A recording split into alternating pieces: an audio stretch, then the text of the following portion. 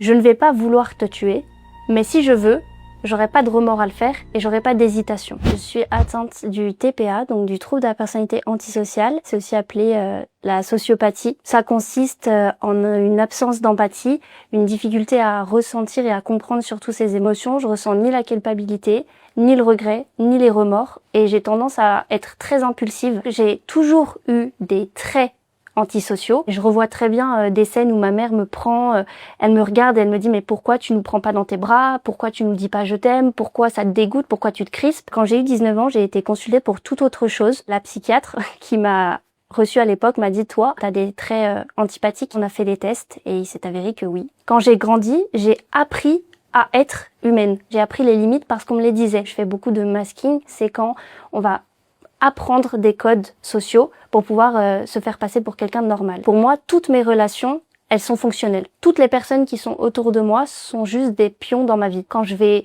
voir une personne une après-midi, par exemple, la personne va prendre vie. Et dès que je vais me retirer, dans ma tête, la personne meurt. La transaction est finie, en fait. Et la relation émotionnelle n'a aucune valeur. J'ai pas la notion d'amour. Je vais pas tomber amoureuse. Je vais décider de choisir une personne. Et cette personne-là, je vais lui donner mon temps, mon énergie, mon argent, et c'est ça pour moi l'amour. C'est un attachement sur le moment. Par exemple, là, j'ai ma copine, donc, et elle sait très bien que si demain on n'est plus ensemble, elle va mourir dans ma tête. Mon affection pour elle dépend de son comportement envers moi. Je vais avoir tendance à devenir ce que la personne veut voir en moi, pour avoir ce que je veux. C'est de la manipulation, c'est d'ailleurs un des traits les plus importants du TPA, mais c'est de la manipulation qui est plus ou moins consciente. C'est pas quelque chose que je fais pour faire du mal, contrairement aux idées reçues. On a l'image du sociopathe comme un tueur froid qui va détruire les autres et prendre du plaisir à tuer, à blesser, à faire souffrir.